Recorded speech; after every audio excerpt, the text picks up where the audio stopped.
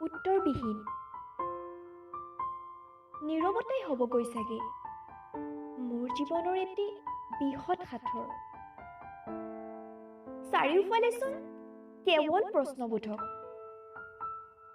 জানিবৰ হেঁপাহ অপাৰ। কি হৈছে, কিয় হৈছে?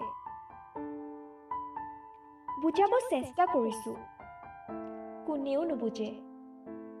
বুজিবচোন চেষ্টাই নকৰে। সকলো দেখিও, সকলো বুজিও কেৱল নুবুজাৰ অভিনয় কৰিছোঁ নেকি? কিন্তু কিয় ৰৈ গৈছোঁ মাথো? ক'ব খুজিওচোন সাহসকণ গোটাব পৰা নাই। প্ৰকাশ কৰিম বুলি ভাবিছিলোঁ মোৰ ভাল লগা বেয়া লগাবোৰ, কিন্তু আকৌ নীৰৱতাক আশ্ৰয় দিলোঁ। মোৰ ভাল লগাবোৰ এনেকুৱাই, সদায়েই প্ৰশ্নবোধকতেই আবদ্ধ থাকে। উত্তৰ যিমানেই বিচাৰোঁ প্ৰশ্নবোৰো সিমানেই জটিলতাৰ পিনে ঢাল খায়।